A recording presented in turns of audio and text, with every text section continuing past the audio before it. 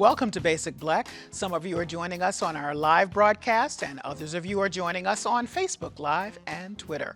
I'm Callie Crossley, host of Under the Radar 89.7.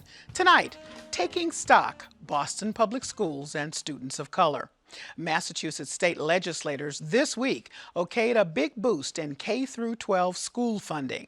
Now awaiting Governor Baker's signature, the Student Opportunity Act will pump $1.5 billion into schools which have been chronically underfunded. The schools where most Black and brown and poor students make up the majority. Will this finally close the achievement gap? And what about the ongoing racial disparity in Boston's exam schools? And about what is effectively a resegregation of the city's entire public school system? Joining me tonight, Phillip Martin, Senior Investigative Reporter, NECIR and WGBH News. Edith Bazile, President of BEAM, Black Educators Alliance of Massachusetts. Millie Arbaje-Thomas, CEO of Metropolitan Council for Education Opportunity, Inc., or METCO, and Dr. Brenda Cassellius, Superintendent of Boston Public Schools. Welcome to all of you. Thank you. Thank you for having us. Thank you. Let's just take off with the school funding legislation that just got passed. This has been a long-fought battle. A big acknowledgement that the schools were underfunded, so to get this money finally passed in both houses is really quite something, and we're expecting that the governor will sign it. So I want to start this way. Superintendent Cassellius, how do you want to focus spending that money? What is your primary priority in spending the money to address the inequities? Well, Kelly, first, thank you for having me on the show. And starting with such an important question like funding, it is really, really critical that our students get the resources that they need to succeed in school. And it's critical to closing achievement gaps. And so if it were my priority, every single dollar would go to kids. And so that's what. But specifically, what do you? Specifically, I want to see us have more opportunities for rigor within the schools. We need more opportunity for advanced coursework. We need more opportunities for art and music and support systems for children and for their families, social workers, counselors, those kinds of things. We already put a nurse, thanks to the mayor's commitment, into every single school, but there's more that still needs to be done. So Edith, you are pleased about this and said you want to see more resources given to these schools. And what specifically do you think should be a priority in terms of resources? Absolutely, and I think that the money should be used, the funds should be used directly for students to really address the resourcing of specifically schools where black and brown students attend. And we really need to start thinking about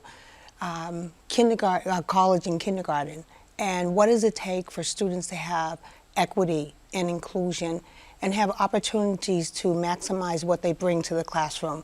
We know that we have a very diverse district, and we know that the disparities are highlighted around black and brown students, and we really need to have a conversation about that.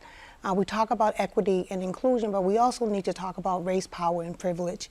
And we need to talk about the patterns that disadvantage specific groups of students and focus on determining what their needs are and have supports at every level. But if you could pick one specific priority, now we have this funding, it's going, it is definitely assigned to schools that have been woefully underfunded, where those populations are most evident. What specific one priority might you pick first? I believe we need to focus on preparing students for college and career readiness. That is the important piece. And so looking at what students bring to the classroom in terms of the funds of information, the bodies of knowledge that students have. I mean, we often look at students from a deficit model of thinking. We need to really have asset-based instruction that is aspirational in terms of focusing on how do we prepare students for after high school. Okay. All right, so moving over to you, Millie. Now, you've talked about not just the resources, but the policies have to go with it. What specific kind of policy would you like to see accompanying the school funding that's going to obviously make some differences in the program that you run and everything else? Well, I think the policy already exists in this new bill because it's actually going to the underserved population, and that's something that I've been seeing since I got into this job. The State House really advocating for this bill to pass because this is an issue about equity. You can't treat everybody the same. Every child cannot have the same exact money or the same exact resources following them because there's an issue about who needs more than another student. So for me, in terms of the METCO districts, they do get Chapter 70 funding that follows the child. And in some cases, because our kids are coming from the city of Boston, there's been additional expenses as it relates to IEPs, special education, kids that are in free and reduced lunch that need extra support. So I know that this is going to be a great help to the districts who are accepting our students into their classrooms. Okay. Now, Phillip, for you, school funding is great, you say, but there has to be a more holistic approach to it because really poverty is at the issue of this, which undermines maybe what some of these funds can do in the schools themselves. Well, this legislation, of course, is an acknowledgement of that. And by the way, before we go on, I got to give Senator Sonia Chang Diaz major props for her leadership. Former Senate Chair of the Education Committee. She's been working on this for a long time. Yes. But when you're talking about I think it's 1.6 billion is what we're talking about, and but you also have to talk about the resegregation of so many communities across Massachusetts, the extraordinary degree of residential segregation that has exacerbated this problem. And this is particularly true in areas surrounding gateway cities and the gateway cities themselves. I mean, you see more and more immigrant children in these schools who are basically not being cared for in the context of education. English as a second language is something that we have to consider as a primary focus of where this money should be targeted. And for a long time, there's been a total neglect of this issue, despite the fact that large numbers of immigrants were arriving in Fall River, arriving in Brockton, and here in Boston. And so I think that we have to take into account not only the curriculum where this money is going to be targeted, but also understand that other problems are exacerbating the educational progress, or if you will, slowing down the educational progress of so many of these children. And so if you're not talking about residential segregation, if you're not talking about other issues that are concomitant to education, you're not talking about it holistically. Yeah. And that's what you cannot, in other words, exclude some of the social dynamics that basically influence educational decisions. Yes, I want to underscore the State Senator Sonia Chang Diaz's role in this, and she calls this funding a game changer for low-income and poor students, which it is. But just with what you've said, though, we have to take that into account. The other thing we have to take into account, Superintendent Cassellius, is that this is over 7 years. Yes. So, no one can expect, or people should not expect, that year one, all of a sudden we're going to see $1.5 billion in every place and see some amazing change that it's going to happen immediately, because it can't happen. It's over 7 years, so that has to be taken into account. But I want to follow up with Phillip and the resegregation, because we're seeing that in schools. This is right where you live, Millie, but we're seeing that throughout the entire system. We now have a system that's 90% black and brown. It used to be 42%. So in the last 2 decades, what are we doing about that? About the achievement gap? Well, about the resegregation, and why is it important for us to pay attention to that? Well, it's really important to pay attention to that. As a former superintendent of an integration district, and having done similar work like you're doing Millie, in your job currently, is creating opportunities for students to work and play and go to school with children who look different than them, who have different beliefs and different ethnicities and religions. It's really important because we're a democracy and a pluralistic society where people have to get along and be good citizens and good neighbors. And so that's why it's really important. But I also think it's really important for children to have their own strong sense of their own identity and to see them, their multilingualism as an asset, or their biracial identity as an asset, And so I wanted children to understand their own personal identities in that of everyone else's identities. So that's why it's really important to have integrated schools. I think, and then just quite honestly, you know, wealthy people bring power to schools. Bring resources. And and power. And you know, they'll fuss, you know, and they show up. And so I think it's important that, you know, you have, you know, all of those resources in a school, so that parents are engaged and that they are pushing and demanding a good education for their children. And many of our families, they work 2-3 jobs. They're multi-generational in the family, and they have a lot going on. And it's not that they don't want to show up. I've never met a parent that doesn't care about their child and wants their child to get their best education, but they just aren't able to come. Once you get, you know, the fear is from a number of researchers is once you get a momentum, let me get it out, of a resegregation sort of pathway, it's hard to get off that track unless you address it in the moment. So METCO has been around since 1966. This was, you know, it directly targeted at this, but it's a very small portion of students moving from Boston schools out to suburban schools to do this kind of integration that the superintendent is talking about. So here we are. So what do you see as you are watching your students go out in or come from a pretty rapidly resegregating situation? Well, one thing, I mean, Dr. Cassellius said basically a lot of the comments that I say when I talk about an integrated school experience, that it is extremely important to prepare for a global economy that looks diverse. And in this political climate that we have going on right now, it's really difficult for students of color to have other people look at them in a positive light. So what I've seen in the METCO communities is that these friendships that are being formed through in these classrooms and that conversations that are happening right there when you're learning from someone who looks different from you, that you cannot learn that in the textbooks. And what I'm seeing is that in some classrooms, the discrimination or the racial isolation that a student is beginning to feel is beginning to be addressed, because now, you know, people are learning from one another. One thing that concerns me though about this program is that it's a one-way program. You know, when I think about integration, I really want to see how we can make this go both ways, and that's something that I'm very excited about, you know, thinking about, especially this conversation happens in my house a lot because my husband works for Boston Public Schools, and we talk about wouldn't it be great if some students can come to your early college program and we can set up a pilot and provide this opportunity for the suburban families as well.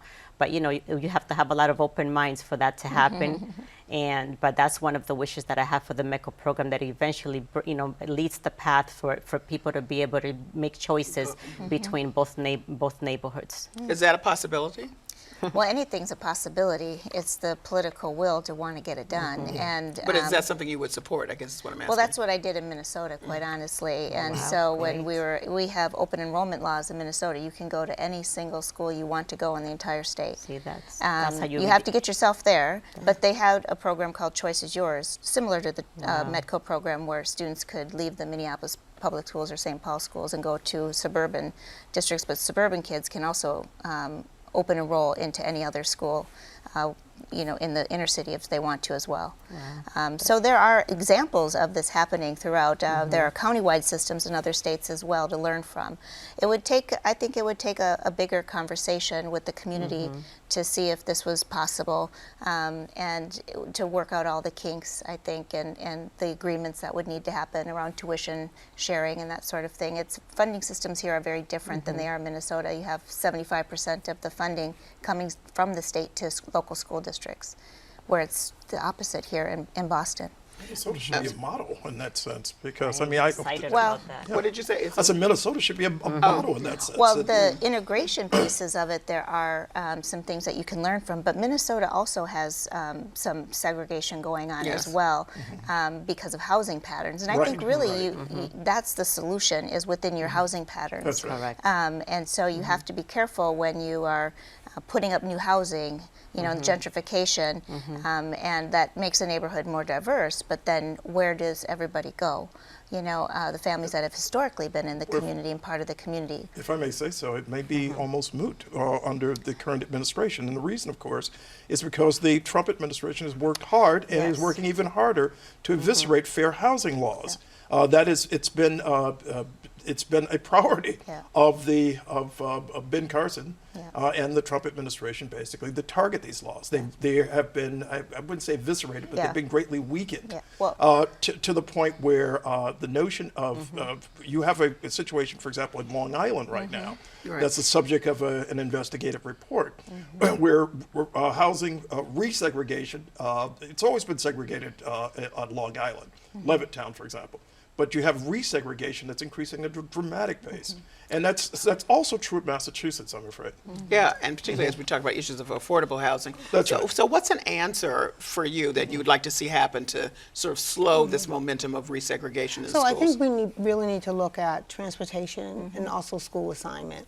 So for example, I think there are 3 levels of segregation that sadly exist in Boston public schools, and that is around high quality schools. So for example, individuals who live in downtown Boston or Charlestown have an 80% of attending a Tier 1 high-quality school, but residents of Mattapian only have a 5% chance. So we see some racialized tracking in that process.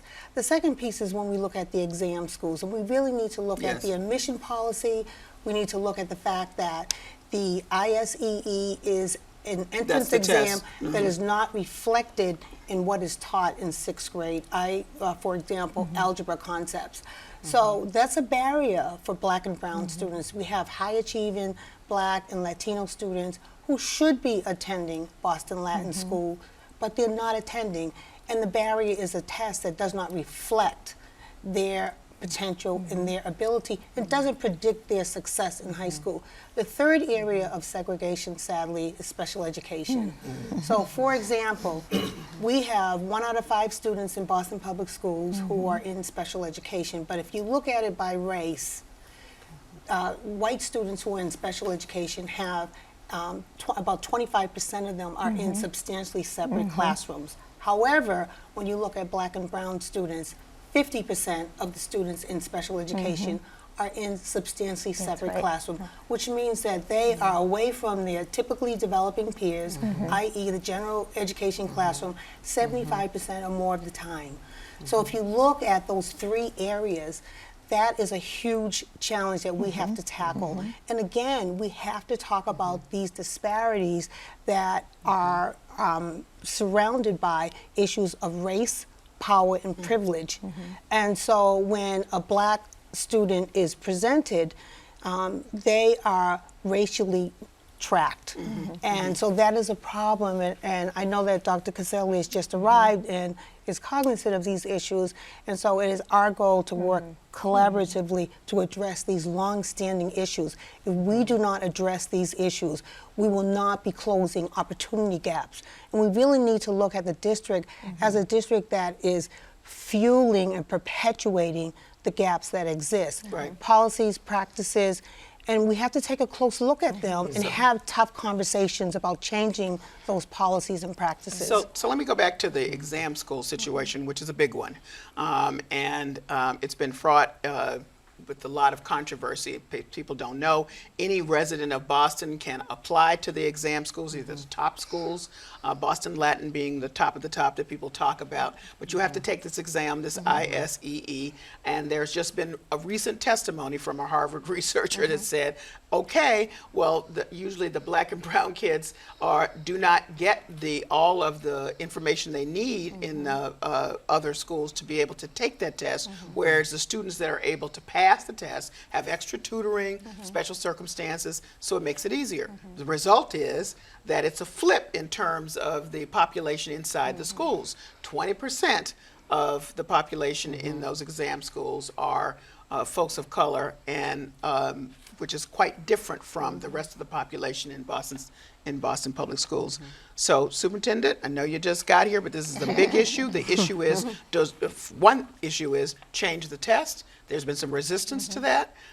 Some want to move to the MCAS. In fact, the Harvard researchers were saying that's the best way to move in this moment. Where are you?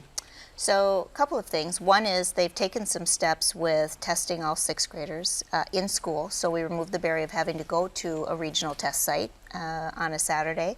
So that's good. So we've seen some increases now. This was the first year we did that. There's been multiple years of doing test prep for our students, but again, on an exam, on teaching to standards that aren't taught on a typical day in a Boston classroom. So this is our last year of the RFP, the request for proposal and our contract for our current ISEE test. So we are Meaning there could be a new test. or there will be a new test. it's likely there will be a new test, but the ISEE could change their test to match the requirements of the new RFP, the new request for proposal. So we are going to put in there that it has to align to state standards, and it also has to be bias reviewed and validated. Nice. And so those two things will be part of the test, and currently my understanding is that the ISEE does not yet comply with those two pieces. It's pretty publicly reported that the ISEE does not currently align to Massachusetts standards. Isn't there another goalpost that's been moved, though?